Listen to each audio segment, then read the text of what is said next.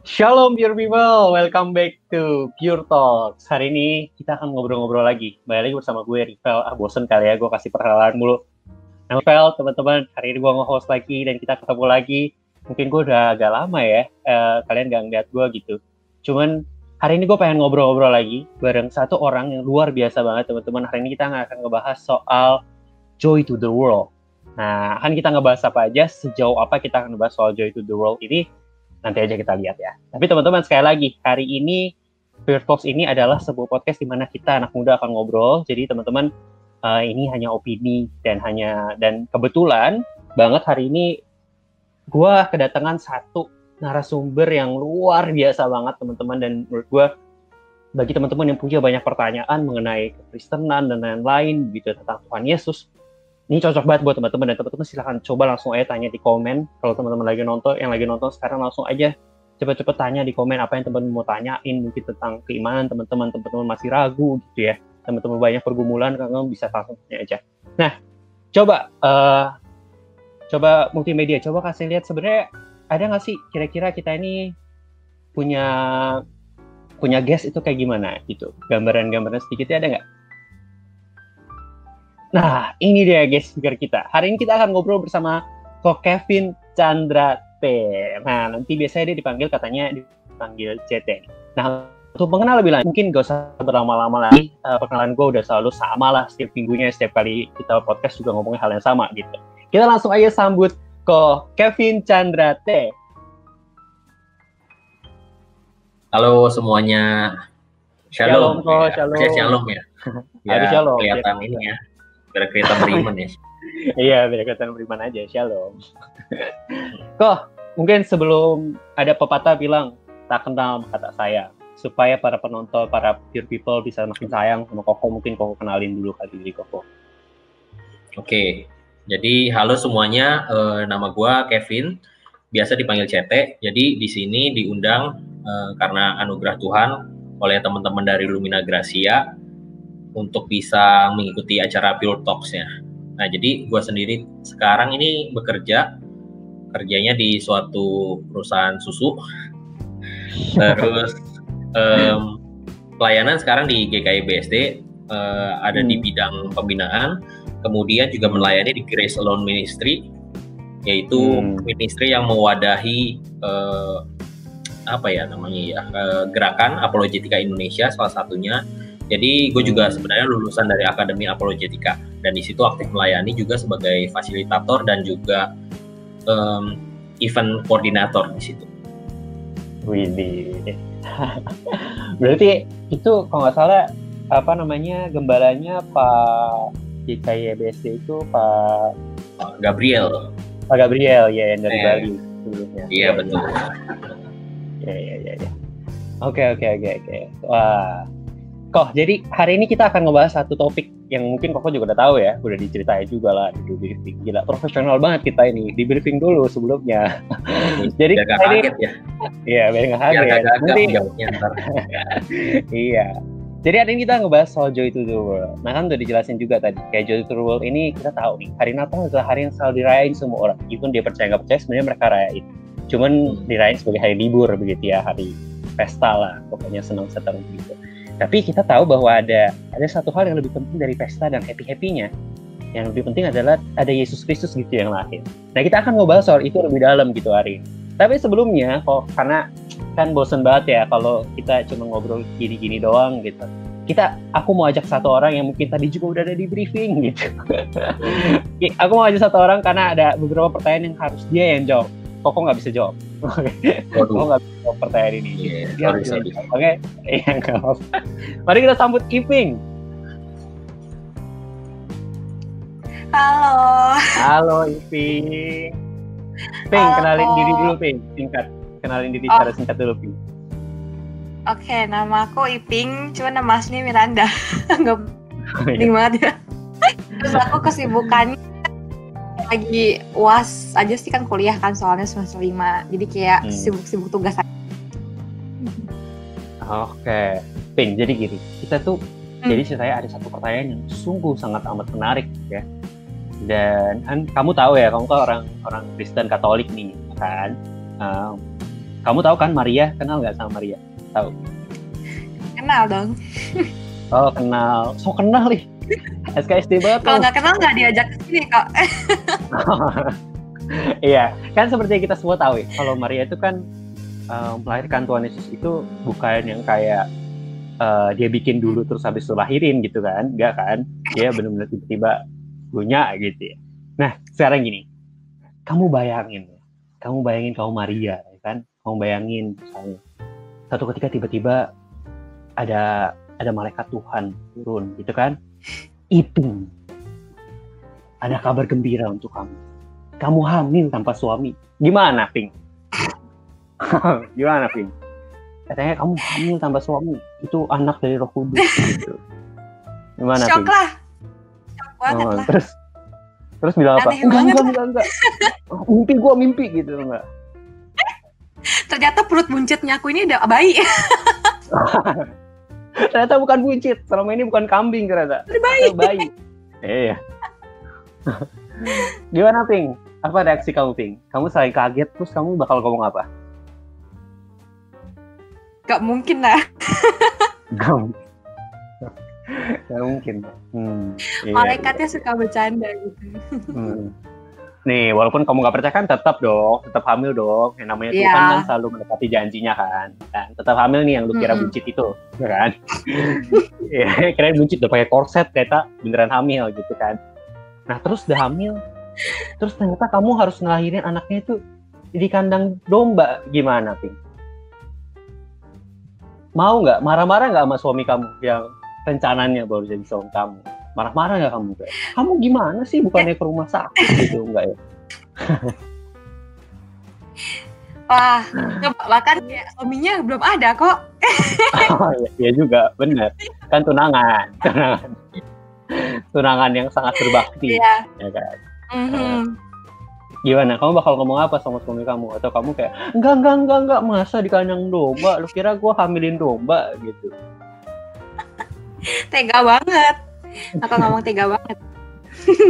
Tega banget. Oke. Gak ada jawaban lain, Ping? Waduh, durasi nih masih panjang. Kamu ngomong gitu nih.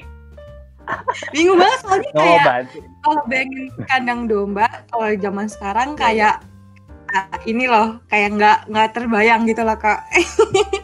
Iya sih. Sekarang kandang domba ada di mana coba? Nah itu dia harus pergi kayak ke desa gitu. Iya. Emang makanya susah. Kenapa nggak lahirin aku di rumah aja gitu kan? Aku harus ke kandang domba gitu. Tapi Tuhan Yesus tuh di rumah loh. Tapi rumah, ada kandang dombanya ya nggak sih? Iya betul. Karena kan di situ kan waktu dulu kan lagi zaman sensus kan. Iya. Nah jadi semua tuh datang ke sana, pasti keluarga-keluarga kumpul kan. Nah jadi biasa tuh zaman dahulu melahirkan ruang yang cukup besar itu ruang tamu, dan di saat itu kan ada tertulis kan bahwa penuh gitu ya. Kalau di Alkitab sih penginapan itu penuh ya, tapi sebenarnya terjemahan yang lebih tepat itu kayak ruang tamu itu penuh gitu. Jadi kemungkinan karena memang banyak sanak keluarga datang jadi penuh. Nah habis itu baru mereka punya tempatnya di kandang domba gitu. Gimana tuh? Itu apes aja sebenarnya sih. Kalau Iping apes. Kalau misalkan penuh semua ya mau gimana lagi? Cuman pasti tetap bingung lah, kayak udah malaikat yang ngomong gitu kan, kayak udah ada bayi gitu, terus at the end kayak harus lahirinnya juga di tempat yang nggak layak gitu kan. Waduh, ya udah Ping, nggak apa-apa, jangan dipikirin. Belum, nggak tahu akan terjadi apa enggak, cuman kan udah nggak usah dipikirin. Kalau sampai terjadi ya, oh iya, nggak salah juga, benar juga kamu, pintar. Oke, terima kasih Iping buat jawaban-jawabannya. Thank you banget buat jawabannya hari ini. See you, kembalilah ke tempat pekerjaanmu seharusnya. Dadah, thank you. Bye, ya, cari suami dulu. Iya, cari suami dulu, jangan hamil tiba-tiba ya. Nanti ngomel ke siapa bingung. Oke, thank you Iping, silahkan kembali ke tempatnya. Bye. Nah, sebenarnya tadi obrolan soal ya tentang Tuhan Yesus yang lahir itu gitu, dan Maria yang mengandung gitu kan. Mungkin ada banyak orang kok yang bertanya gitu, dari sekian juta manusia yang hidup gitu kan, ini kan ada banyak perempuan ya kan, kayak kalau mau bilang perempuan yang baik harusnya logikanya ya pasti ada banyak gitu. Perempuan yang soleha kayaknya harusnya ada banyak, tapi mungkin ada banyak banget yang bingung kenapa sih harus Maria gitu, kenapa harus Maria yang ngandung Yesus. Iya, bingung ya. Iya. Jadi sebenarnya alasan pertama ya kalau menurut Alkitab ya menurut Alkitab biar nggak salah ya. Iya. Jadi alasan pertamanya itu memang kan sudah dinubuatkan bahwa Yesus itu akan lahir dari keturunan Daud, gitu, keturunan Abraham, keturunan Daud. Nah di sini Maria itu bertunangan dengan keturunan Daud, gitu, Yusuf. Itu satunya. Terus yang kedua, memang Maria itu orangnya taat gitu, dan memang tertulis juga kan bahwa Tuhan tuh berkenan dengan Maria. Karena dia taat juga salah satunya. Kenapa kita bisa bilang dia taat? Karena itu tadi kan ditanya ke Iping aja kan, kalau ditanya didatengin malaikat, udah datang malaikat aja kita nggak percaya kan. Gile, gue melahirkan gitu kan. Apalagi yang dilahirkan kamu akan menamai dia Yesus kan, dia yang disebut Immanuel gitu. Padahal itu sudah ditunggu-tunggu loh oleh orang-orang Yahudi loh. Sudah dinubuatkan bahwa Mesias akan datang. Nah, loh gila, langsung itu kan, langsung hamil nih. Nah, itu taat. Dan jangan lupa bahwa Maria itu kan sebenarnya masih muda ya, masih tunangan ya. Jadi kalau zaman dahulu di apa namanya, di Yahudi itu, di kulturnya Yahudi, jadi kalau dulu menikah itu sekitar umur berapa ya? Laki-laki tuh umur 18 aja biasa udah nikah, masih muda. Wah, muda sekali. Iya, Maria itu di tafsir itu umurnya kalau nggak 13 tuh sampai 18 tahun. Gitu. Jadi emang dulu tuh orang Yahudi tuh muda-muda gitu. Bahkan di murid ke-12 murid Yesus yang menikah kan cuma satu tuh ya, Petrus. Sisanya tuh berarti belum nikah, berarti lebih muda lagi itu. Gitu. Dan sekarang kalau misalkan wanita muda ya, jadi kalian misalnya jadi orang nih masih muda gitu, kalian pasti banyak dong mau melakukan sesuatu ya. Kalian punya mimpi ya kan, kalian mau misalkan nggak usah jauh-jauh deh, misalkan kayak kalian baru nikah aja mau ini dong, mau apa ya namanya, misalkan mau honeymoon segala macam. Nah sekarang tuh kalau misalkan dia tuh bilang kan, dia menjawab malaikat itu kan, aku ini hambamu, terjadilah menurut perkataanmu gitu kan. Jadi dia bilang iya gitu. Nah sekarang kalau misalkan dia bilang iya, mimpi-mimpi itu akan buyar. Kenapa? Karena satu, dia nikah hamil muda ya, bukan cuma nikah muda, hamil muda gitu kan. Kedua gitu, dia ada resiko bahwa dia diceraikan karena sama tunangannya gitu kan. Emang di itunya kan tertulis juga kan, tadinya Yusuf mau cerain. Kenapa? Karena dalam adat Yahudi dulu tuh cuma sedikit ya hukuman dalam adat Yahudi, dalam Taurat itu yang hukumannya itu mati gitu.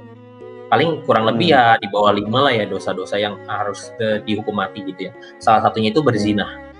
Berzina itu artinya ya melakukan sesuatu yang seharusnya suami istri gitu ya, atau suami istri selingkuh gitu, itu berzina.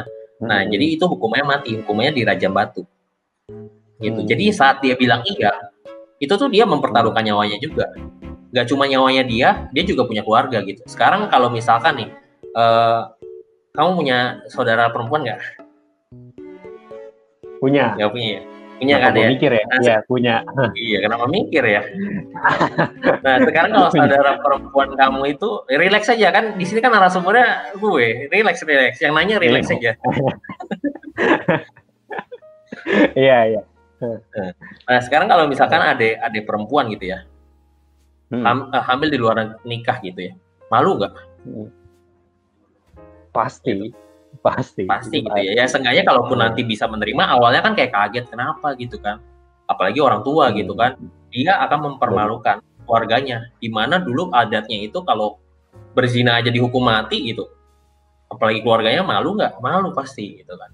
Jadi dia itu benar-benar udah taat banget lah, itu udah gila sih itu. Karena resikonya banyak banget, tapi dia tetap bilang iya. Dan Tuhan tahu itu di atas segala kedaulatan Tuhan, dia tahu bahwa Maria itu akan setia, akan taat. Itulah alasan Maria dipilih sebenarnya.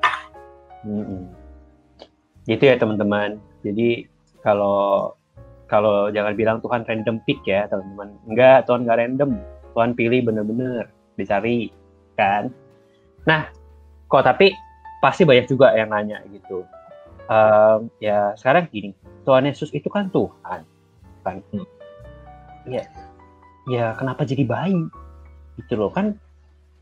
Kalau jadi bayi, ya kecuali dia baby boss, maksudnya baby boss ya. Kalau baby boss kan kayak, kok tiba-tiba jadi oke, ya kan?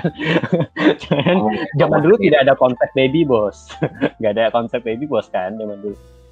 Cuma maksudnya, kenapa jadi bayi? Bayi itu kan, maksudnya kayak gimana ya? Mau ditusuk sampai pakai pisau juga dia nggak bisa ngelawan. Mau digampar-gamparin 100 kali dia nggak bisa ngelawan. Mau dibejek-bejek juga dia nggak bisa ngelawan gitu. Kenapa sih harus jadi bayi? Itu kan bayi itu kan melambangkan betapa dia tidak berdaya gitu. Betul. Oke. Jadi memang alasan yang pertama dulu ya. Alasan yang pertama memang Tuhan itu kan pengen menjadi manusia juga karena dia itu pengen memahami kita tuh yang pertama. Kemudian bayi itu ya apa ya, maksudnya lemah ya, ya betul sih memang lemah. Tapi kan sekarang balik lagi gitu kan, bahwa di sini adalah Tuhan yang berkuasa. Buktinya kan kayak dulu waktu Yesus sekitar umur 2 tahun ya, kan para orang Majus datang tuh, ya. Umur 1 sampai 2 tahun orang Majus datang tuh yang bawa hadiah gitu kan, mur, kemenyan, emas. Nah habis itu kan Herodes kan suruh bunuh-bunuhin kan. Nah, jadi Tuhan sendiri pun itu di atas segala rencananya Allah itu tetap bisa gitu, bisa. Pokoknya dia bisa lewat dari segala bahaya gitu. Bahkan kan Yesus sempat diungsikan ke Mesir. Habis itu balik lagi gitu karena ada bahaya yang itu. Nah, terus ditambah memang Yesus juga balik lagi ke awal. Yesus itu pengen memahami kita dan dia tuh emang harus jadi manusia yang seutuhnya karena nanti dia akan menjadi teladan buat kita dan dia memang harus jadi manusia gitu karena ya ini alasannya cukup panjang nih, ini sekalian aja ya manusia ya, kenapa Tuhan tuh harus jadi manusia gitu ya, gitu kan. Jadi sebenarnya tadi yang soal bayi kan udah jelas ya, tapi dibalik semua itu kenapa dia mau memahami kita, kenapa dia mau seutuhnya menjadi manusia itu landasannya satu. Landasannya itu kasih ya, seperti yang tertulis di Yohanes 3 ayat 16 kan, kalau nggak hafal nggak Kristen kan, karena begitu besar kasih Allah akan dunia ini kan, maka dia mengaruniakan anaknya yang tunggal gitu, supaya yang percaya itu tidak binasa melainkan mendapatkan hidup yang kekal. Nah jadi dia itu mengasihi kita gitu alasannya. Dan dia tuh harus menjadi manusia karena dia harus menebus dosa kita. Nah, jadi kenapa dia harus menebus dosa kita tuh jadi manusia? Gitu. Pertanyaannya biasa banyak orang kan. Ini yang sebenarnya seringkali dilupakan, bahkan dilupakan sama orang Kristen gitu. Sebenarnya selain Allah itu maha kasih, Allah itu maha adil juga, maha kudus. Gitu. Jadi dia tidak bisa gitu.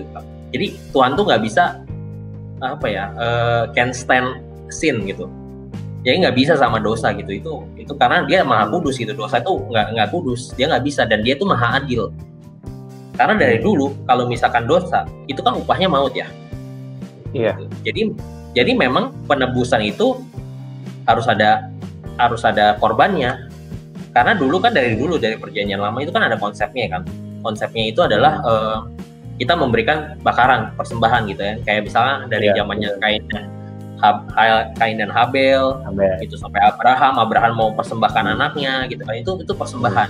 Jadi memang dulu itu kita tuh mempersembahkan kepada Tuhan karena kita beribadah. Selain itu kita juga ibaratnya tuh kita bertobat lah ya, kita mempersembahkan karena kita sudah melakukan dosa gitu, karena itu banyak tuh di Taurat. Jadi di kitab Imamat bilangan itu banyak banget, misalkan nih kalau kamu nabrak binatang gitu, binatangnya mati, kamu harus ngapain gitu. Kalau kamu berbuat salah apa, ngapain. Nah itu nanti ada bayarannya gitu. Jadi kalau misalkan dosanya misalkan kamu bohong, mencelakai orang itu, misalnya kamu korbankan kambing gitu. Kalau misalnya di bawahnya kamu korbankan burung gitu. Jadi itu ada itu. Karena memang harus ditebus gitu, harus dibayar gitu. Kan ada juga tertulis kan, mata ganti mata, gigi ganti gigi. Nah, disinilah Allah itu harus dipuaskan juga gitu, karena Tuhan tuh maha adil. Jadi harus ada manusia yang menebus, yang menggantikan. Jadi ibarat gini, mungkin kalian pernah dengar ya cerita ini ya. Ini nggak tahu sih cerita asli atau enggak ya. Ibarat gini, ini kayak ada seorang hakim ini lagi mengadili seorang nenek ya. Misalnya nenek ini nyuri sendal gitu ya. Nenek ini miskin, dia nyuri sendal. Akhirnya ketahuan, dimasukin ke pengadilan. Nah, di pengadilan si hakim ini ngelihat nenek ini kasihan gitu ya. Dia kan emang susah gitu. Jadi emang dia nggak bisa hidup sendiri.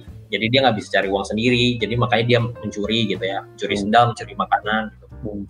Nah, jadi tapi hakim itu harus berlaku adil kan. Hukum adalah hukum. Jadi dia benar-benar kasihan, tapi dia nggak ada pilihan lain karena itu hukum gitu. Akhirnya hakim itu menjatuhkan hukuman. Gitu. Misalkan hukumannya itu adalah membayar denda 1 juta. Hakim itu harus menjatuhkan hukuman karena itu adalah hukum dan dia adalah dia pembela hukum. Dia menjatuhkan hukuman 1 juta, tapi karena dia mengasihi, setelah dia menjatuhkan hukuman, setelah itu ternyata dia yang bayarin 1 juta itu. Gitu. Nah, konsep itu kira-kira mirip kayak apa yang Allah lakukan buat kita. Jadi memang yang melakukan dosa kita nih yang benar-benar nggak bisa sama sekali keluar dari dosa. Kenapa? Karena itu udah dari dulu gitu. Cerita sepanjang Alkitab itu menceritakan tentang kejatuhan manusia gitu. Manusia punya positifnya, tapi pada akhirnya jatuh gitu. Dari Daud, Salomo, dan lain-lain banyak. Abraham. Kita tuh nggak bisa sendiri gitu. Nah, disitulah makanya Tuhan harus datang sebagai manusia. Gitu. Karena kalau misalkan dulu kan korban kan biasanya kan binatang kan ya, domba gitu kan, anak domba. Nah, masalahnya kan sekarang yang ditebus adalah seluruh umat pilihan. Nggak cuma satu orang gitu. Nah, jadi memang harus Allah gitu. Karena tertulis juga tuh di kitab Mazmur ada. Jadi manusia itu tidak bisa nggak bisa membayar nyawanya untuk menebus orang lain. Manusia nggak bisa gitu. Itu untuk satu orang aja nggak bisa, apalagi seluruh umat Allah gitu, nggak bisa. Makanya harus Allah yang turun jadi manusia, menggantikan kita di kayu salib. Itu sih. Oke. Tapi mungkin orang juga bertanya sih kok. Ya kan Tuhan, jadi baik dan terjawab begitu kenapa dia harus jadi manusia ya, karena begitu dia mengasihi dan ya istilahnya ya dia harus ngebayarin sebanding dengan apa yang kita lakuin. Which is ya kita menodai kesucian yang harus dibayar dengan kesucian, digantikan dengan kesucian gitu kan.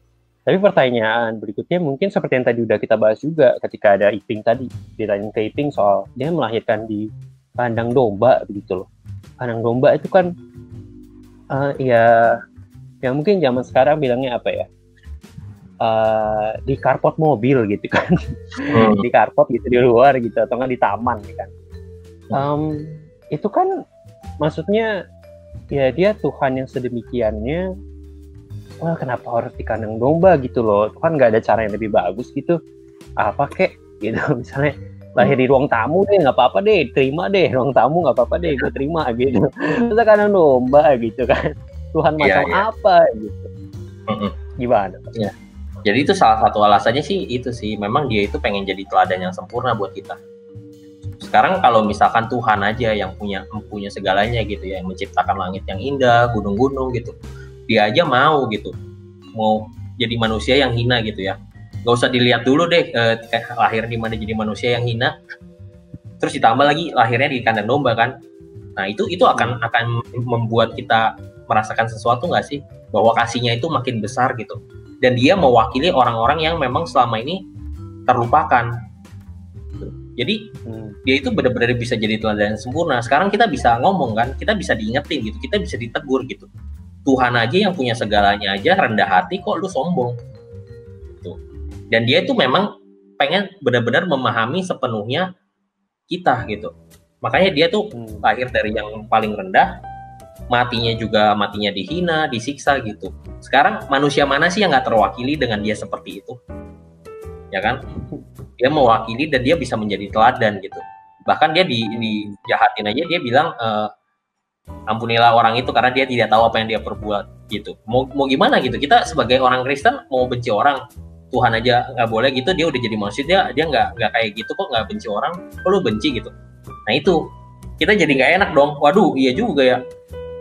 Nah itu sih dia akan jadi teladan yang sempurna dan dia akan jadi mediator yang baik gitu. Mediator terhadap kita dan Allah gitu. Karena sebenarnya keselamatan itu adalah awal, bukan akhir. Karena orang Kristen itu sudah dikasih keselamatan dulu, gitu. Udah dikasih di depan. Beda sama kepercayaan lain yang harus berusaha untuk mencapai keselamatan. Orang Kristen itu udah dikasih dulu keselamatan. Untuk apa? Nanti pada akhir-akhirnya kita itu akan berelasi sama Tuhan di langit yang baru, bumi yang baru. Nah, berarti kita harus berlatih dong dari sekarang nih. Nah, berlatihnya ya Tuhan itu datang juga untuk mengenalkan dirinya kepada kita gitu. Dia harus jadi mediator antara Allah dengan Bapa gitu, yang juga Allah. Nah, makanya dia tuh bener-bener kalau mau jadi mediator, dia kan harus kenal dua-duanya, ya kan? Maksudnya kalau misalkan kita mau jadi mediator terhadap apa ya, mau beli rumah gitu ya, misalkan kamu harus kenal sama konsumennya, kebutuhannya apa, kamu harus kenal sama rumahnya supaya bisa cocokin, gitu kan? Nah, dia seperti itu gitu. Dia memang Allah dan dia juga memang mengalami sepenuhnya jadi manusia, bahkan manusia yang paling hina. Gitu. Nah, ketika dia lahir itu kan sebenarnya kita bisa lihat lah ironis sekali ya, ironi banget karena ya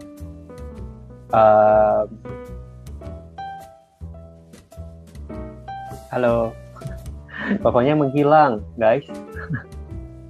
error. Oke, teman-teman, sebelum kita lanjutin obrolannya, mungkin teman-teman jangan lupa untuk silahkan langsung aja siapin pertanyaan-pertanyaan yang teman-teman mau tanyakan.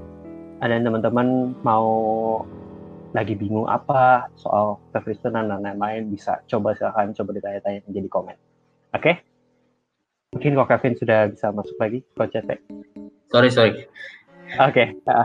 Nah, kan kita tahu banget begitu, maksudnya seberapa hinanya ketika dia lahir begitu ya, menjadi seorang bayi, menjadi seorang manusia itu udah hina begitu ya. Terus dia harus jadi bayi lagi, nggak berdaya. Terus dia harus lahir lagi di kandang domba begitu ya. Well, mungkin orang berpikir kan dia disebut sebagai raja di atas segala raja. Terus habis itu Tuhan di atas segala Tuhan lah ya. Penasehat ajaib, Allah yang perkasa, Bapa yang kekal, Raja damai gitu lah ya. Semua itu adalah nama-nama yang dia disematkan untuk dia begitu. Tapi kenapa orang yang pertama datang dan diberitahu itu gembala? Ya which is di zaman itu gembala, apa sih arti seorang gembala gitu? Kayak gembala itu kan orang yang sungguh dalam tanda kutip hina juga di zaman itu gitu, strata rendah kan? Iya, jadi emang benar sih, gembala itu dulu dipandang sebelah mata gitu, sama orang-orang itu benar-benar kasta yang paling rendah. Nah, tapi di situ juga sebenarnya mewakili gitu bahwa Tuhan itu sebagai Allah, sebagai Raja yang sudah mau merendahkan dirinya, dia mau pertama kali datang kepada orang-orang yang paling lemah, paling hina. Gitu. Ya kan, jadi ya itulah Allah kita gitu, Tuhan kita tuh sebegitu hebatnya. Kalau gue sih ngeliat itu malah hebat ya gitu. Maksudnya lu punya segalanya, daripada lu punya segalanya tapi lu nggak mau ke bawah gitu ya, blabbering gitu. Tapi ini Allah kita nih punya segalanya, dia datang dan dia mau menunjukkan gesture bahwa dia itu datang untuk orang berdosa, orang paling hina, orang paling rendah, dan orang-orang yang sakit gitu. Makanya gembala yang pertama datang. Nah, mungkin tapi orang jadi bertanya-tanya juga kok. Kan yang pertama nih gembala. Tapi anehnya kok bisa semudah itu ya gembala percaya? Maksudnya, lah kalau dia dibohongin mereka juga kagak tahu gitu. Iya, betul. Kayak gimana gitu? Kenapa akhirnya mereka percaya semudah itu gitu? Iya. Kalau buat kita mungkin sekarang kita hidup di zaman yang seperti ini ya, banyak penipuan, mungkin jadi lebih ragu-ragu ya. Dan kita makanya mindset kita seperti itu gitu, meragukan gitu. Ini benar nggak sih? Ya kan, misalkan masuk ke neraka, jalan-jalan ke neraka, terus habis itu bernubuat gitu. Itu benar atau enggak sih? Kayak celup kan? Kayak celup. Iya. Naik, nah, cuma iya betul. Nah, cuma ini kita harus ingat bahwa cerita ini dilatar belakangi oleh orang Yahudi. Di mana jadi dulu tuh kita perjanjian lama itu sebelum Yesus lahir pun itu sudah ada gitu ya. Kita perjanjian lama isinya Taurat gitu kan. Taurat itu 5 kitab pertama dari Kejadian, Keluaran itu 5 kitab pertama. Terus di situ juga kan ada kitab para nabi ya. Yesaya, Yeskiel gitu.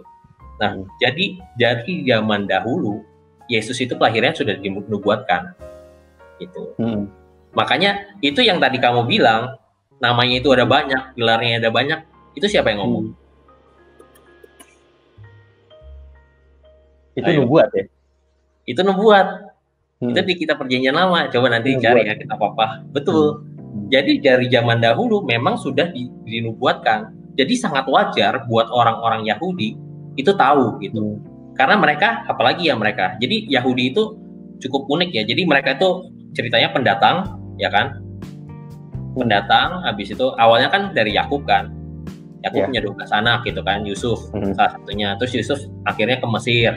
Mesir berkuasa nih, jadi orang nomor 2 lah di Mesir kan. Keluarganya suruh datang. Terus sudah mereka di Mesir gitu. Tapi udah berapa ratus tahun mereka jadi budak gitu karena si pemerintah raja Mesirnya Firaunnya itu udah nggak kenal lagi sama keturunan Yahudi. Jadi budak akhirnya mereka keluar kan sama Musa. Tuh mereka keliling-keliling 40 tahun, habis itu mereka masuk ke tanah perjanjian. Nah, di situ kan mereka mulai nih punya raja yang pertama, Saul, Daud, terus Salomo. Salomo itu adalah raja yang paling sukses ceritanya ya di kisahnya mereka. Karena sangat kaya gitu, sangat maju. Nah, terus tapi setelah itu mereka itu udah langsung jatuh gitu. Bahkan kerajaannya terpecah jadi 2 kan, Israel yang utara sama kerajaan Yehuda itu yang di selatan. Nah, sepanjang jalan itu mereka itu dijajah gitu ya. Mereka ada yang jajah misalnya bangsa Asyur, terus habis itu Babylon gitu kan, ada kan di kitab Daniel juga kan mereka dijajah gitu kan.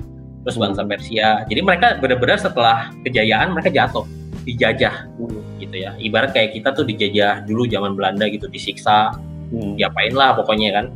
Nah, terus mereka itu bahkan mereka dibuang gitu. Di zaman mereka dijajah, mereka tuh dibuang. Jadi mereka diusir dari tanah perjanjian. Padahal mereka kan menganggap tanah itu sakral.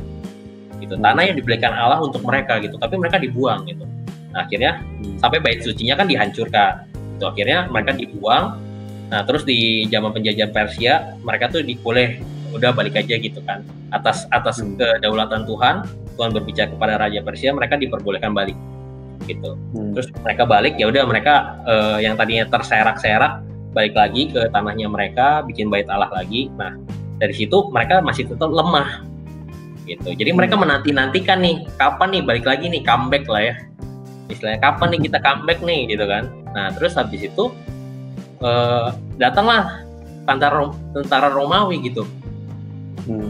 Gitu makin ini lagi mereka, waduh gitu kan, keluar dari lubang buaya masuk ke lubang harimau gitu kan. Nah, makanya memang sebenarnya mereka itu justru sebaliknya, kecenderungan mereka adalah mudah percaya terhadap Mesias. Karena kalau misalkan kalian baca ya di kitab Katolik ya, kan ada di tengah-tengah Perjanjian Lama sama Baru itu Deuterokanonika. Jadi di situ memang ada itu kayak semacam cerita-cerita selama 400 tahun waktu Tuhan diam. Nah, di situ ada juga tuh, ada salah satu yang dianggap Mesias dulu, jadi Makabe namanya. Jadi dia itu kan militan ya, maksudnya kayak jenderal lah ya. Jadi di mindset mereka Mesias itu datang untuk mengembalikan masa-masa kejayaan mereka. Salah satunya berarti harus kuat dong, ya kan? Mereka harus mengalahkan penjajah gitu kan. Nah, jadi orang-orang kuat yang bisa memimpin itu dulu dianggap Mesias gitu, tapi ternyata mati juga gitu Makabe. Nah, ya udah mereka nunggu lagi. Nah, jadi mereka benar-benar nunggu, sangat-sangat tersiksa karena mereka tahu bahwa leluhurnya itu kaya gitu, makmur, dulu pernah jadi hebat gitu. Jadi mereka sangat menunggu gitu. Nah, makanya tapi responnya ada 2 sih. Jadi ada yang benar-benar gampang percaya ya, Kayak misalkan orang nang gembala gitu kan. Makanya kenapa orang-orang kalau misal gembala itu kastanya paling rendah kan, nggak punya apa-apa, ya kan? Itu makin bersandar sama Tuhan, ya kan? Iya, makin mereka langsung percaya. Iya, ya kan, benar kan? Langsung percaya gitu. Tapi sekarang orang-orang Farisi gitu, responnya ada dua gitu. Kok ini ada Mesias lah? Kok anak tukang kayu? Lah kok dari kota kecil? Gitu. Makanya sampai sekarang itu orang yang memang Yudaisme itu masih nunggu itu, kasihan. Iya benar. Soalnya di bayangan mereka raja di atas raja gila, raja di atas raja, anak tukang kayu, gitu kan. Jadi iya. Nah jadi sebelumnya kita udah sempat ngobrolin kayak bahkan sebelum podcast ini kita udah ngobrolin soal anak-anak muda sekarang nih yang Kristen Katolik, yang katanya Kristen Katolik, banyak banget dari antara mereka itu KTP banget. Maksudnya benar-benar KTP aja gitu. Well, terkadang aku melihat bahwa, aku juga udah ngomong tadi, bahwa aku melihat mereka tidak mempunyai reason yang cukup jelas gitu kenapa mereka harus percaya pada Kristus. Nah, yang banyak orang yang bertanya, then what gitu, terus apa gitu? Bisa aja kan ini dongeng, bisa aja kan bohong gitu kan. Ya nggak usah bohong lah. Aku pun pernah di tahap dimana aku bertanya, wah jangan-jangan yang bener saudara kita nih gitu. Yang salah nih ya kan, gitu kan. Jadi kan ada pemikiran-pemikiran gitu. Nah mungkin kalau dari Koko sendiri gimana? Kalau dari Koko, mungkin Koko sudah menemukan jawaban alasan kenapa akhirnya Kristus Yesus itu beneran Tuhan bro. That I'm sure about it. Dari Koko sendiri gimana? Oke, iya. Tapi benar banget pengalaman dari Rivel nih. Banyak sih orang yang seperti itu, apalagi sekarang kan zaman orang-orang tuh makin pintar kan, dengan segala kemudahan akses data, informasi itu orang-orang pasti makin pintar sekarang. Jadi banyak yang bertanya-tanya dan mungkin juga malah jadi banyak yang cuek karena hiburan jadi makin banyak juga ya. Jadi dulu gue juga awalnya itu emang gue bukan dari keluarga yang percaya. Jadi dulu karena percaya tuh gue ngerasa Tuhan ngejaga, tapi bener-bener ya udah percaya aja gitu, sama kayak yang orang-orang KTP itu. Tapi di satu sisi waktu itu satu titik ya sempat juga mikir, ini bener nggak ya? Maksudnya ini kan sesuatu yang penting ya. Maksudnya kita hidup di sini berapa tahun sih? 60 tahun kalau Tuhan berkehendak, atau bisa jadi besok gue jalan ketabrak mobil mati. Bisa kan, gitu. Bener. Dan ini benar-benar penting gitu ya untuk kehidupan kita, baik sekarang maupun nanti, karena kan sangat besar pengaruhnya. Jadi gue berpikir gitu, kayak dunia ini benar-benar pendek waktunya dan harus cari nih yang benar tuh yang mana, gitu. Sempat berpikir juga dan akhirnya ketemulah. Ini mungkin perkenalan dikit ya. Jadi sebenarnya kita sebagai orang Kristen, kita tuh harus bisa mempertanggungjawabkan iman kita. Kalau orang bisa nanya gitu ya, suatu waktu nanya gitu, kamu Kristen kenapa gitu, kenapa kamu percaya apa yang kamu percaya gitu, kita tuh harus bisa jawab. Itu tanggung jawab kita terhadap iman kita. Jangan ngomong yang penting percaya.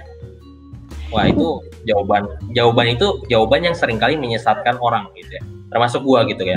Dulu gua cari-cari jawaban karena nggak punya komunitas Kristen, bukan keluarga Kristen, punya banyak pertanyaan, terus nanya-nanya dikasih tahu begitu. Wah males kan, maksudnya apakah Tuhan itu tidak bisa dimengerti oleh kita gitu? Apakah semua harus iman? Iman itu butuh pertanggungjawaban juga gitu, ya kan? Yang lebih penting itu iman yang benar, bukan iman yang besar, ya kan? Kalau imannya besar tapi salah, ya salah besar berarti kan? Benar. Yang penting itu benar juga. Nah makanya kita tuh harus bisa mempertanggungjawabkan iman kita gitu. Nah, sekarang dalam kasus ini kenapa kita bisa percaya Yesus itu Tuhan?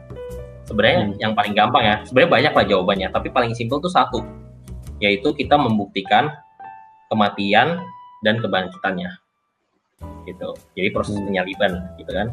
Nah, jadi di beberapa agama, jadi baik dari kita Kristen, agama tetangga, terus juga dari Yudaisme, kita tuh sama-sama mengakui bahwa ada peristiwa penyaliban. Gitu. Di kitab suci masing-masing ada gitu ya. Bahkan dari literatur orang-orang zaman dulu yang non-Kristen juga mengakui gitu. Jadi di Yahudi itu, di Israel zaman sekian, ya di Yerusalem itu tuh ada yang disalib. Gitu. Itu ada, berarti bener dong. Maksudnya itu banyak kok, literaturnya bisa kita cari banyak. Ini buku referensi, kalian bisa baca I Don't Have Enough Faith to Be an Atheist. Itu banyak tuh literatur. Itu bagus referensi. Katanya. Itu bagus. Iya. Nah, terus bener nih, berarti penyaliban tuh bener ada dong. Bahkan yang kepercayaan beda aja mengakui gitu kan. Ya kan? Nah, itu dulu berarti penyaliban tuh ada. Terus yang kedua, kita maju lagi. Kepercayaan kita, Yesus itu disalib. Ya kan? Nah, jadi orang Yahudi juga mengakui bahwa Yesus yang disalib. Karena apa? Karena kan ya orang mereka yang minta disalib kok. Gitu kan. Orang yang mereka udah dengki banget tuh. Mereka tuh dengkinya setengah mati gitu. Bahkan sampai membebaskan penjahat dibanding Yesus. Coba dibayangin gitu loh. Kalian tuh dengkinya kayak gimana sih gitu. Sampai penjahatnya udah bodo amat, yang penting dia mati gitu. Pasti mereka meyakini Yesus tuh harus mati. Gitu. Ya mungkin ada agama lain yang tidak mengatakan bahwa Yesus bukan Yesus yang disalib. Ada orang yang diserupakan jadi Yesus gitu, yang disalib. Ya itu aneh. Maksudnya kalau memang mukanya diganti, siapa yang menggantikan? Kapan digantikan? Masa murid-muridnya nggak tahu? Ya kan? Terus ya itu ada agama tetangga ya yang ngomong gitu ya. Nah ini juga kalian harus bisa mempertanggungjawabkan ini juga nih. Siapa yang menggantikan? Yang diganti itu mukanya doang atau kepribadiannya juga? Kalau mukanya doang, kenapa si Yesus yang mukanya diganti itu kenapa nggak teriak-teriak, ini bukan gua, ini gua, gitu kan? Gua bukan Yesus gitu. Kenapa nggak kayak gitu? Nah itu kan nggak masuk akal ya. Ya udah, kita percaya Yahudi juga bilang bahwa Yesus itu yang dimatikan. Dan logikanya orang Yahudi itu benar-benar pengen mereka mati, kok masa mereka nggak meyakin, ibarat tuh nggak diliatin sampai mereka mati gitu loh. Gue pengen dia mati udah terus gue pulang. Nggak mungkin kan, kalau dengkinya udah sampai situ diliatin tuh sampai dia mati. Gitu. Ya udah kan. Nah terus habis itu mati, ya kan? Yesus mati. Ya kan, banyak literatur juga yang bilang itu referensinya Yesus mati. Kemudian Yesus dikubur. Nah, kemudian Yesus bangkit. Ya kan? Nah, Yesus bangkit. Pada saat Yesus bangkit kan ada dua hal yang kita bisa bilang Yesus tuh bangkit. Pertama, kuburnya kosong. Kedua, Yesus tuh muncul. Ya kan? Sekarang kita bahas dulu nih soal kubur kosong. Nah, sekarang balik lagi motivasinya mereka. Jadi kan di Alkitab juga tertulis kan bahwa orang Farisi tuh bilang ke tentara, ini jagain ya kuburannya. Karena Yesus sudah bernubuat gitu. Pada hari ketiga dia akan bangkit. Udah bernubuat. Dan sekarang orang pasti pada ini dong, was-was dong. Apalagi orang Yahudi kan. Jadi benar-benar dijagain jangan sampai dia bangkit. Atau enggak, ya gue salah nih. Atau gue jadinya gue yang salah dong gitu kan. Jadi dia yang benar dong. Gitu. Nah, benar-benar disuruh jagain, tentaranya tuh disuruh jagain. Jadi tentara Romawi itu ngejagain, gitu kan. Nah, karena udah diwanti-wanti sama Yesus sendiri, jadi mereka juga wanti-wanti. Pasti ada tentara yang jagain kuburannya. Nah, tapi tetap kosong kan kuburannya. Gitu. Nah, apakah kan di Alkitab juga ada gitu, bahwa orang Farisi setelah tahu kuburnya kosong, mereka bayar tentara supaya bilang itu murid-muridnya Yesus yang mencuri gitu.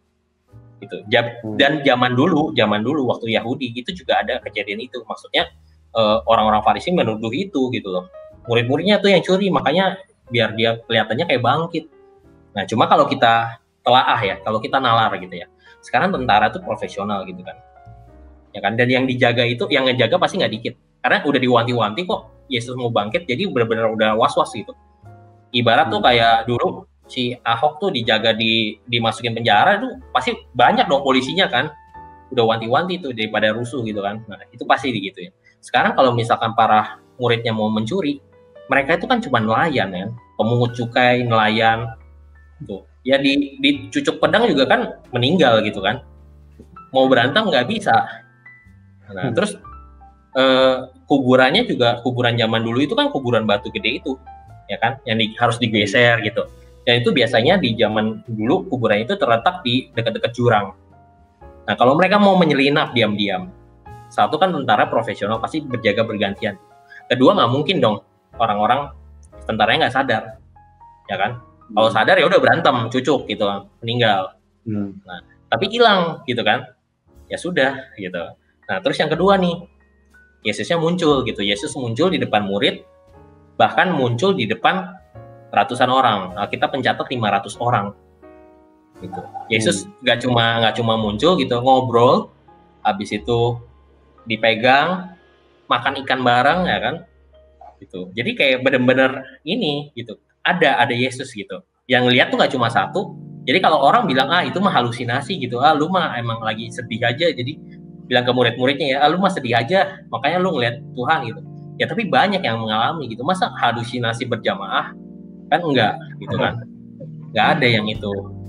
Nah, jadi yang berdasarkan hal itu juga akhirnya ya kita pakai akal budi aja gitu. Karena Tuhan juga suruh kita kok kasihilah Tuhan Allahmu dengan segenap hatimu, segenap jiwamu, segenap akal budimu, dan segenap kekuatanmu. Jadi akal budi kita juga harus main gitu. Nah, terus habis itu ya udah gitu. Yesusnya ada, bahkan kan sebenarnya semua orang tuh banyak lah ya yang kenal Yesus kan. Dan ini salah satu buktinya juga ya tentang apa yang ini salah satu ini yang menjawab apakah dia legenda atau enggak ya. Nah, jadi kan banyak yang kenal Yesus karena dia kan banyak melakukan mukjizat. Contoh misalkan dia kasih makan 5.000 orang, itu baru pria. Terus ada belum lagi cewek sama anak-anak kan. Itu ada 2 kejadian, yang satu 5.000 orang, yang satu 3.000 orang. Udah 8.000 tuh. Itu baru laki-lakinya doang gitu. Nah, terus itu kan ada tulis kan, Injil itu kan ditulis kurang lebih tuh tahun 60 ya. Gitu. Nah, orang-orang yang masih hidup, yang pernah berinteraksi, yang pernah lihat, itu pasti tahu gitu. Dan kebanyakan pasti baca. Gitu kan. Pasti baca, dan kalau misalkan ada yang bohong, pasti mereka ngomong dong. Gitu. Ini gua ngumpul kok 5.000 nggak ada bagi-bagi roti, kok nggak ada ikannya gitu. Ngomong gitu kan, itu rame gitu. Dan kalau biasanya ini kalau menurut studi ya, kalau kalian mau membuat suatu legenda, biasanya itu dibutuhkan minimal 1 generasi gitu. Jadi sekitar 80 tahun cerita itu diceritakan terus-menerus tanpa ada yang tahu kebenarannya, yaitu baru jadi legenda gitu. Nah, tapi kan ini orang yang hidupnya ada, saksi matanya ada gitu. Dan sekarang contohnya ya, misalkan ya, ini yang paling kelihatan juga ya. Sekarang banyak kan orang yang jadi martir. Itu kayak Paulus. Paulus matinya disalib ke bukan itu Petrus ya. Paulus tuh matinya dipenggal ya kalau nggak salah. Terus ya adalah gitu ya. Terus Petrus matinya disalib kebalik. Terus ada yang matinya diseret pakai kuda. Sekarang kalau misalkan itu semua bohong, itu semua nggak benar, buat apa mereka mati? Nah, jadi kalau kita bisa membuktikan Yesus itu mati dan bangkit, itu aja sudah membuktikan yang lainnya gitu. Kalau dia aja benar bisa begitu, berarti yang lain, apa yang dia ucapkan yang lainnya benar dong. Gitu. Ya, aku juga pernah sih. Aku pernah ikut satu seminar di gereja aku juga. Dan ya, sebenarnya jujur di titik itu sih, ketika aku tahu soal sejarahnya, soal kenyataan ada berapa banyak salinan, yang menakjubkan itu adalah ketika salinannya ada beribu-ribu itu, dan ketika itu adalah, maksudnya itu kan saat-saat perang, di mana mereka rumahnya dibakar lah, apanya dibakar, dan itu yang pertama-tama dikubur dalam tanah, masukin dalam sebuah kendi dan dikubur dalam tanah, diamanin gitu, like ya sebenarnya kan dia bisa amanin yang lain gitu loh, secara logika. Dia bisa amanin duitnya, bisa amanin harta kekayaannya dalam tanah gitu, tapi dia malah amanin salinan itu loh, yang ketika saat itu dibilang kalau itu bukan kerja tangan Tuhan, itu siapa yang kerjain gitu. Ya buat kita, catatan diari kita seberapa penting sih sampai kita simpen itu dalam sebuah safety locker yang benar-benar anti panas gitu deh. Well, dari titik itu sih memang aku juga jadi terbuka gitu, maksudnya iya ya, kalau itu bukan Tuhan yang kerjain, then siapa yang bisa ngelakuin itu gitu. Iya. Well, menarik sih, itu menarik banget. Jadi bagi pure people, kalau misalnya itu mau cari tahu lah gitu kan. Iya. Dan itu ya emang harus cari tahu, karena kan kalau nggak gimana kita bisa dibilang kita percaya kan? Gitu. Benar. Dan Alkitab itu kan, iya betul. Alkitab itu ditulis sama 40 orang kan. Kenapa mereka tuh bisa 40 orang dari zaman-zaman berbeda sekitar rentang waktu? Benar tuh. Ya itu 4.000 tahun. Itu bisa menjadi cerita yang berkesinambungan gitu. Nggak ada yang bertentangan. Ya mungkin ada beberapa pertanyaan ya yang kayaknya ini bertentangan, tapi kita harus lihat dulu konteksnya. Tapi secara doktrinal gitu ya, tentang pengajarannya itu tuh nggak ada yang bertentangan. Gitu. Ajaib ya. Sangat-sangat luar biasa sih menurut aku. Benar-benar kalau kita dalemin tuh ada something yang kita akan terkaget-kaget gitu. Well, it works like magic gitu, kayak dan yang nggak boleh kita lupa juga 40 penulis itu dari zaman yang berbeda, dari negara yang berbeda, yang which is mereka tidak mungkin saling telepon-teleponan atau saling surat-suratan by the way gitu kan. Nah gimana caranya juga gitu mereka mau surat-suratan gitu kan. Jadi well, that's very amazing. Nah kok ada yang nelayan nulis, ada yang orang pintar, semua banyak lah. Beragam sekali kan. Beragam. Nah, menarik kok. Ini kan kelahiran Tuhan Yesus ini, orang sering bilang, kita sebagai orang Kristen terutama ya, bilang bahwa ini adalah sebuah kesukaan besar bagi seluruh dunia begitu ya. Adalah sebuah, ya bisa dibilang joy to the world, gitu kan, kebahagiaan besar bagi dunia ini. Dan kenapa sih ini menjadi sebuah kabar baik sebenarnya? Nah, mungkin orang bingung kali, apa baiknya sih orang lahir untuk mati, kan ironis ya. Dia lahir, tugasnya buat apa? Buat mati. Ya well, apa baiknya gitu. Oke. Ya, jadi kenapa ya? Ya ini menarik pertanyaannya, karena kan kita kan selalu ngomong Injil, penginjilan. Nah, Injil itu artinya kan kabar baik kan. Memang ini sebenarnya yang menjadi kabar baik itu adalah sama halnya dengan inti pengajaran orang Kristen gitu. Kristenan itu kemenarikannya itu adalah relasi dengan Allah. Gitu. Balik lagi kayak yang tadi kita bahas kan. Jadi kita ini yang udah hina gitu kan. Kita tuh benar-benar berdosa, tapi Tuhan tuh mau datang dan Tuhan tuh mau berelasi sama kita. Jadi Tuhan tuh yang bisa menciptakan segalanya, menciptakan malaikat yang sangat kudus. Tuhan tuh mau hati kita. Tuhan tuh mau benar-benar punya hubungan yang erat, intim sama kita. Gitu. Makanya itu kabar baik bahwa Tuhan tuh nggak meninggalkan kita. Tuhan tuh mau melakukan sebegitu besarnya, gitu ya, untuk kita, untuk hati kita gitu, hati kita yang bebal. Dan kita tuh bisa diselamatkan gitu, karena sekarang kita ini kan manusia penuh dengan dosa. Natur kita tuh sudah dosa karena jatuh dari dosa dari sejak zaman Adam gitu ya. Sekarang kalau misalkan kita mikir ya, mungkin beberapa orang dari kita tuh bilang, dosa itu sebenarnya efeknya nggak terlalu mematikan sih, gitu kan. Misalnya bohong apa segala macam. Cuma ya kita bayangkan aja ya. Kita lihat di sekeliling kita ya.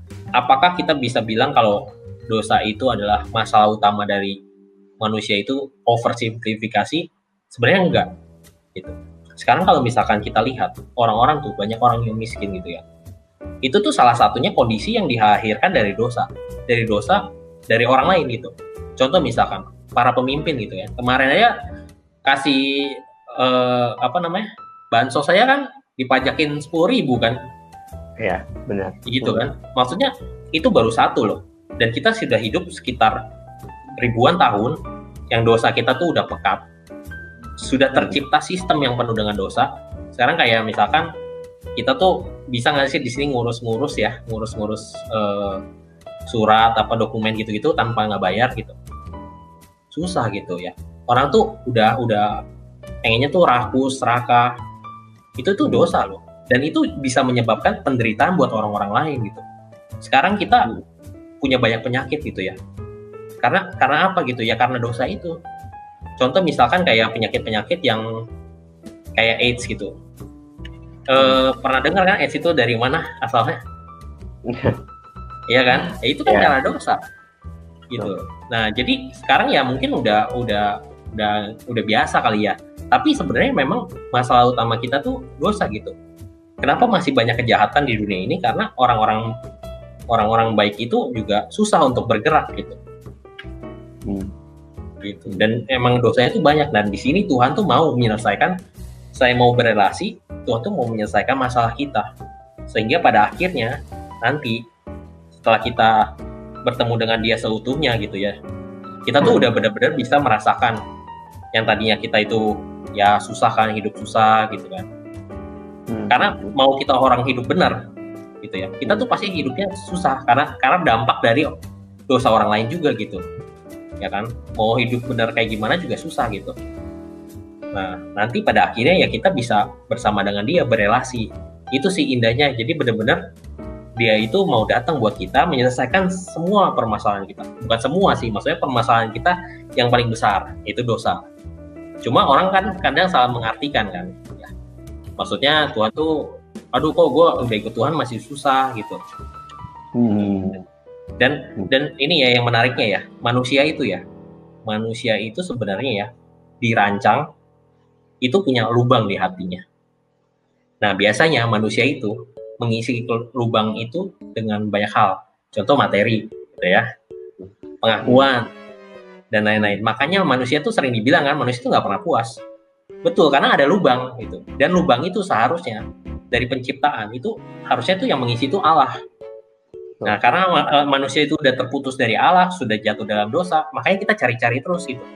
Makanya sekarang kalau misalkan oke lah, kita bisa dibilang, kita kan emang, lu kan belum ngerasain aja gitu, lu kan belum jadi orang kaya gitu. Sekarang coba lihat kita orang kaya gitu. Terus kalau udah jadi kaya, terus then what? Apakah semua orang kaya itu pasti bahagia? Nggak juga. Makanya Tuhan tuh mau mengisi gitu, dengan relasi. Itu harus diisi dengan relasi kita dengan Allah, baru kita bisa dipuaskan.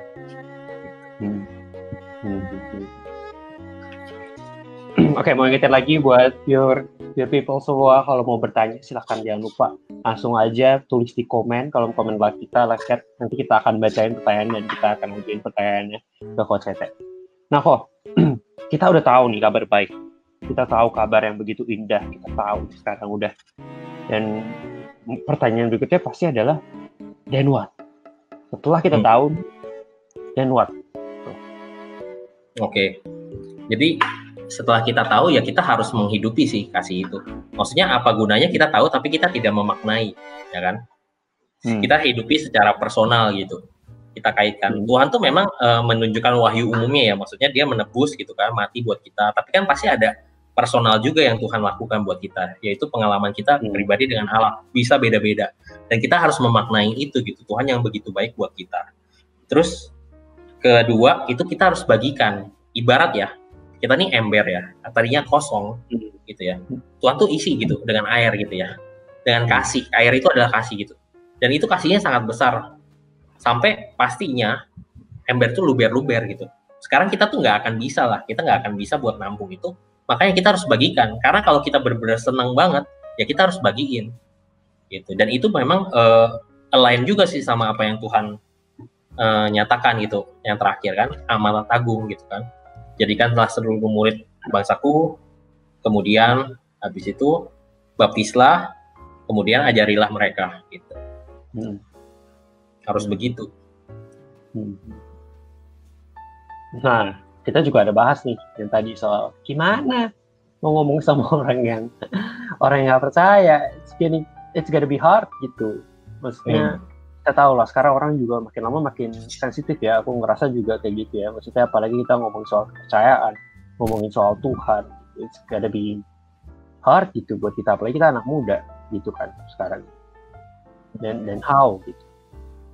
Oke. Jadi sebenarnya sih yang pertama ya kita harus tahu dulu ya Injil itu apa. Jadi kita benar-benar harus mendalami lah Injil gitu ya, kabarnya. Itu dulu nih pertama ya. Karena kekuatan kita itu adalah di Injil gitu. Jadi yang mempertobatkan orang itu adalah Roh Kudus, bukan kita, gitu ya. Makanya kita sebenarnya jangan yang pertama nih buat mentality kita ya, jangan sampai kita menceritakan kabar baik tunggu gue jadi orang baik dulu deh supaya gue nggak dibilang munafik, gitu. Enggak, gitu. Injil itu kekuatannya adalah di Injil itu sendiri, di Tuhan yang mempertobatkan, Roh Kudus yang mempertobatkan. Jadi mau kita siapapun itu nggak penting. Tapi kita harus tahu dong Injil itu apa gitu. Kalau enggak, apa yang mau kita ceritakan? Itu yang pertama ya. Nah, jadi kita benar-benar harus bisa bersandar gitu. Terus kalau bisa, kita memaknai. Jadi artinya, kalau misalkan kita memaknai, daya persuasi kita kan lebih besar kan, ya kan? Jadi, oh iya, gue juga berubah nih. Jadi gue udah lahir baru nih karena Tuhan gini. Nah, jadi gue sekarang jadi begini-begini. Nah, itu kan persuasinya lebih besar kan. Tapi balik lagi gitu kan, Tuhan yang mempertobatkan. Karena kan ada aja orang kan yang udah dikasih tahu, udah melihat bukti-bukti, tapi masih nggak percaya, bener kan? Ya. Ya kan? Udah tahu nih semua hal tentang Tuhan, baca Alkitab segala macam, tapi dia masih merasa gue masih belum bisa percaya.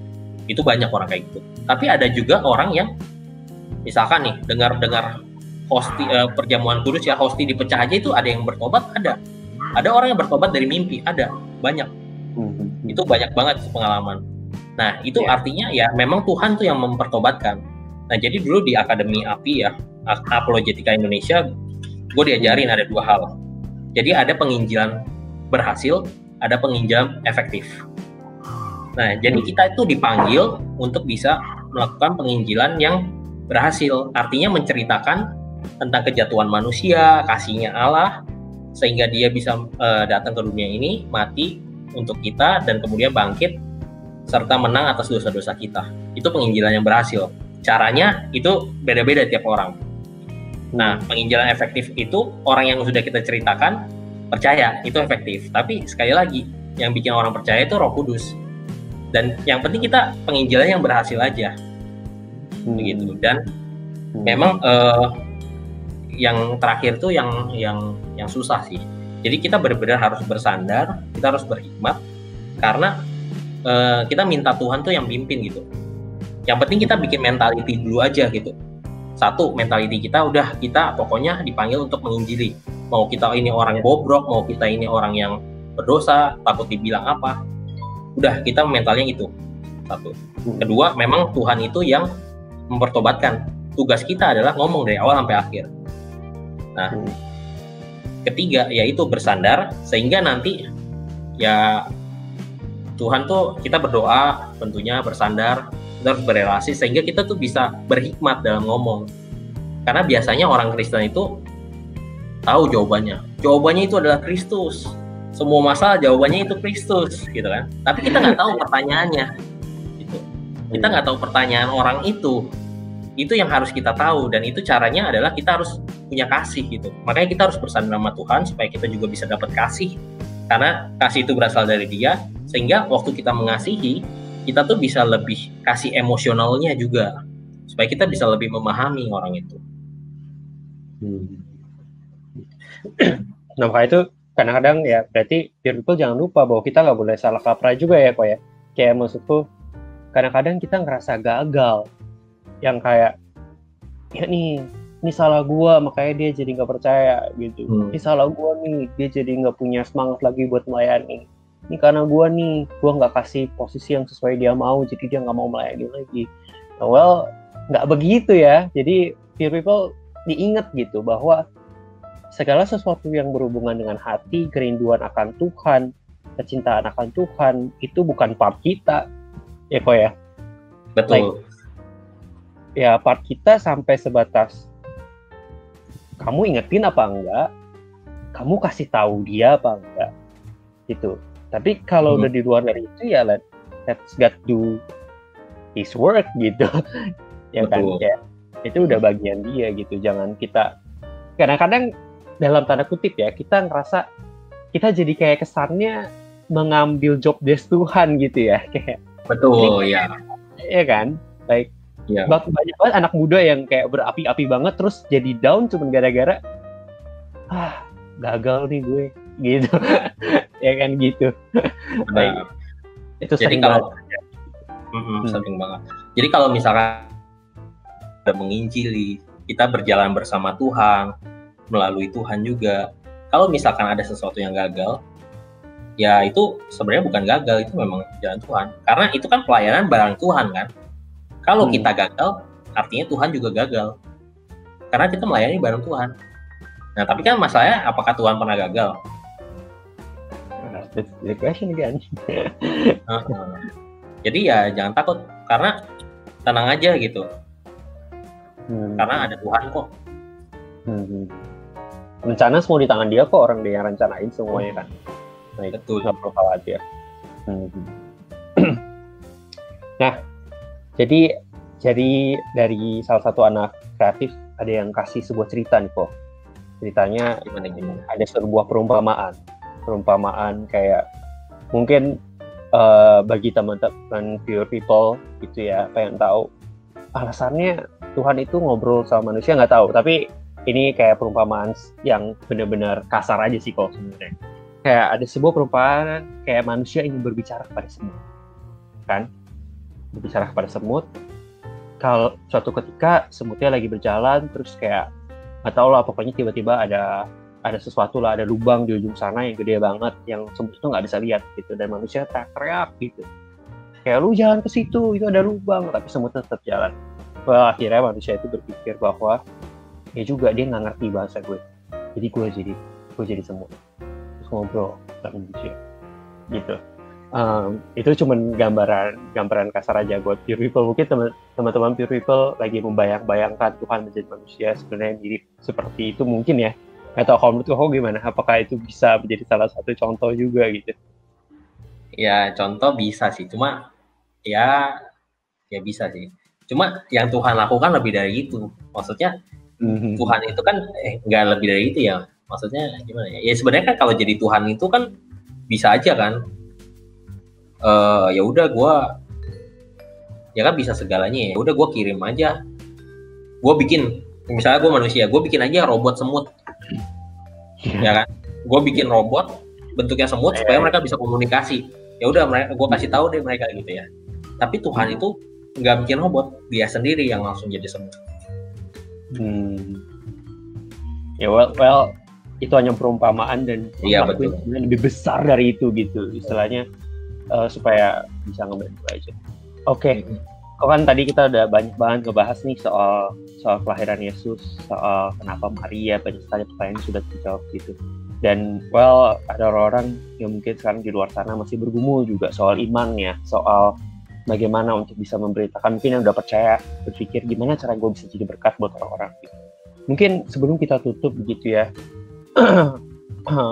mungkin ada pertanyaan dulu dari pure people. Mungkin multimedia boleh saya ini pertanyaannya.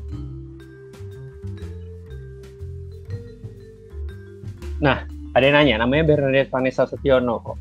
Jadi dia bilang, Kak boleh dong tips how to get my Christmas spirit back. Halo, tipsnya ya? Iya. Oke, jadi tipsnya itu sebenarnya sangat basic sih. Intinya kekristenan itu kan satu, relasi ya. Jadi basicnya itu adalah kita harus bisa berelasi sama Tuhan.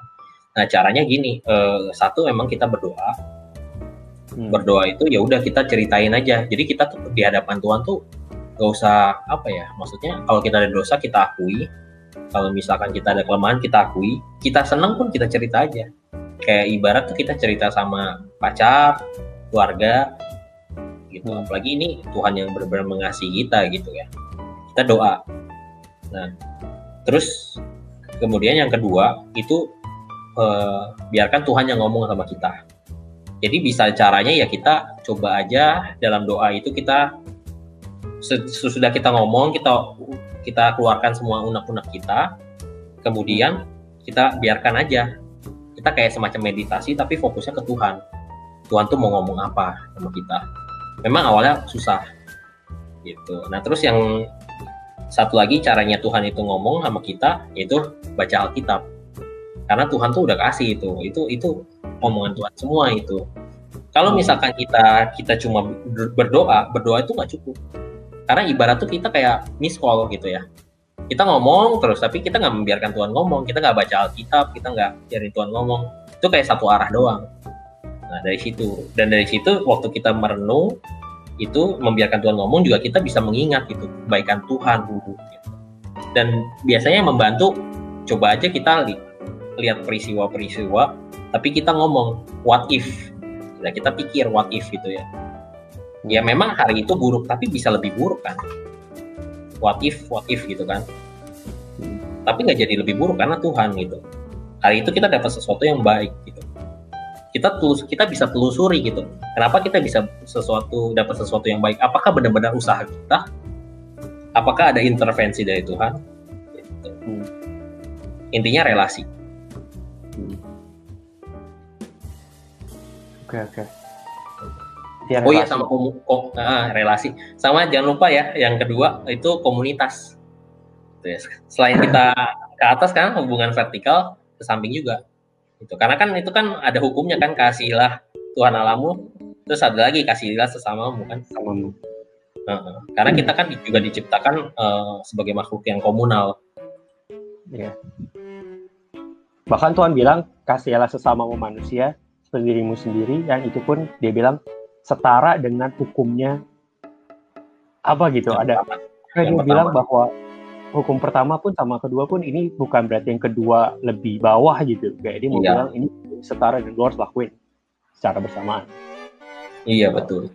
Karena ini pengalamannya, gue boleh cerita sedikit. Jadi yang hukum yang pertama itu adalah hukum yang mengasihi Allah gitu ya. Kenapa gue akhirnya mengalami kenapa Tuhan bisa bilang kalau mengasihi sesama itu bisa sama halnya dengan mengasihi Tuhan. Karena waktu gue berkomunitas tuh baru 2 tahun lah, baru lahir baru. Waktu berkomunitas, kita berkomunitas sama-sama bersama orang ini kan, orang yang nggak sempurna kan, orang-orang cacat kan, orangnya ngeselin kan, pasti itu. Kalian pelayanan di Lumina Gracia masa sih nggak ada orang yang ngeselin? Ada lah pasti ya kan, bener-bener ngeselin gitu. Ya, ada yang sedang, ada yang ngeselin parah gitu ya. Nah, kadang-kadang waktu gue berelasi sama mereka, gue kesel banget. Tiba-tiba gue keinget, gitu ya. Gila, ini orang nih dongkok apa ya, istilahnya apa ya? Bohuat banget nih. Gila, orang ini udah kacau banget deh, gitu. Bikin hati gue sakit gitu ya. Tapi gue keinget gitu. Oh iya, ini kan yang biasanya gue lakukan ke Tuhan kan, gitu. Tapi gue tuh benci, ibarat ya kasarnya, gue benci sama nih orang. Tapi Tuhan kenapa bisa sayang ya? Gue aja cuma diginiin doang gitu ya, udah benci. Tapi gue yang lebih parah, tapi Tuhan masih sayang. Bukankah berarti Tuhan tuh benar-benar sayang? Tuh. Ya, benar. Oke. Semoga menjawab ya, wanita. Semoga bisa memberkati Pure People. Oke, pertanyaan selanjutnya. Ada pertanyaan lagi nih. Nah, ini kayak kenal. Namanya Pure Nathanael. Ini dia nanya. Apakah mengucapkan selamat hari Natal berarti percaya kepada Yesus? Atau pernyataan ini hanya sebatas untuk orang Kristen aja? Iya. Jawabannya enggak sih. Karena orang yang bilang percaya sama Yesus ya belum tentu percaya beneran. Enggak. Ya kan, orang yang ke gereja setiap hari beneran aja belum tentu percaya. Karena kan Tuhan Yesus juga pernah bilang kan, bukan orang. Jadi ada tuh di Matius gitu ya. Ada orang yang bilang tuh di waktu penghakimannya. Orang yang bilang, aku melakukan mukjizat atas namamu. Aku mengusir setan atas namamu gitu ya. Aku menyembuhkan orang atas namamu. Tapi kenapa engkau tidak mengenal kami gitu kan? Kata Tuhan apa? Enyalah kamu gitu kan. Bukan engkau yang memanggil Tuhan yang akan masuk ke dalam kerajaan sorga, tapi yang melakukan kehendak Bapakku di sorga. Gitu. Jadi itu bukan percaya sama Tuhan Yesus. Dan memang tidak terbatas sama orang Kristen sih. Yang kayak tadi aku bilang juga, semua orang ngerayain. But in a different way gitu. Kayak mereka mengartikan itu sebagai having fun, having a holiday gitu, dan family time, ya, which is nggak salah, ya boleh aja gitu. Tapi ya, well, kita as a Christian we have another meaning gitu, punya arti lain gitu dalam Natal ini, yang tadi kita udah bahas juga begitu ya. Dan beberapa minggu lalu kita juga sempat bahas soal. Oke. BTW sebelum kita menutup, ini udah sampai ujung acara nih kok. Jadi kita tahu bahwa tentang Kristus yang lahir, tentang mengapa Maria, kenapa dia jadi bayi, kenapa harus dikandang domba, dan what we have to do next. Dan mungkin di luar sana masih banyak orang masih bergumul, mungkin dengar apa yang kau katakan juga mereka jadi bertanya-tanya lagi, well, apa yang gue percaya bener gak, iman gue gimana nih? Dan setelah gue udah percaya, terus gue harus apa nih? Mungkin ada beberapa orang udah percaya dan pengen menginjili dan masih bergumul. Dan mungkin dari Koko bisa rekap sedikit singkat, dan Koko bisa kasih saran buat mereka, kasih penguatan buat mereka untuk kedepannya. Iya, jadi mudah-mudahan sih di acara Natal tahun ini kita bisa memaknai kembali ya. Benar banget kata Rivel gitu. Jadi banyak orang tuh yang minjem vibe-nya Natal gitu. Senang-senang aja gitu kan. Yang penting senang gitu. Tapi kita sebagai orang Kristen yang percaya, kita harus memaknai Natal. Bahwa dia itu adalah suatu kabar baik dari Allah yang punya segalanya, menciptakan segalanya, menciptakan kita, malaikat gitu ya. Sedangkan kita tuh apa sih gitu ya? Benar-benar orang yang jauh banget dari Allah karena kita melakukan yang jahat. Nah, tapi dia itu mau datang ke dunia ini menjadi manusia yang paling hina kan, tadi udah kita bahas, karena dia itu pengen memahami kita. Jadi sehingga waktu kita jatuh, waktu kita sakit, Tuhan tuh bilang, ya tenang gitu, aku juga mengalami itu, aku bersamamu mengalami itu. Dan apakah itu nggak cukup membahagiakan untuk kita? Tuhan yang segalanya mau datang untuk kita, menebus dosa kita. Dan ya balik lagi sih, Tuhan tuh punya segalanya, segala yang dia ciptain tuh punya dia, uang kita, harta kita. Tapi dengan segala kepemilikan dia tuh mau hati kita tertuju sama dia. Oke, jadi jangan lupa Tuhan yang sangat mengasihi Pure People, mengasihi kita semua kan, untuk memaknai hidup ini, memaknai Natal ini. Oke, sebelumnya aku mau say thank you dulu buat Koko VCT untuk hari ini. Thank you banget buat apa yang udah di-share, kehidupan Koko, semua pengetahuan knowledge yang Koko punya. Thank you buat waktunya, sorry banget kalau mungkin aku ada salah kata atau apapun ketika lagi nge-host gitu ya. Dan semoga hari ini bisa jadi berkat juga buat Koko dan bisa jadi berkat buat you people juga yang mendengarkan. So, mungkin kita sampai ujung acara begitu ya. Bagi you people mungkin masih penasaran, next kita akan ada acara apa aja, bisa langsung kepoin, lu langsung IG kita aja di IG Lumina Gracia, dan juga kita ada merchandise nih bagi teman-teman yang pengen mendukung kita, mendukung komunitas kita, boleh silakan langsung aja dicek lumiere.lgc. Dan di situ ada banyak banget merchandise. Sekarang kan kita harus pakai masker, dan di situ juga ada jual masker by the way batu, ya kan? Dan teman-teman jangan lupa kita juga ada satu acara yang meriah banget, namanya Youth Christmas. Jadi bagi teman-teman yang penasaran banget apa itu acara Youth Christmas, tinggal langsung dikepoin aja di Instagram kita dan langsung ikut terus, kepoin terus YouTube kita, karena acaranya akan ada di YouTube kita secara live. Begitu ya teman-teman.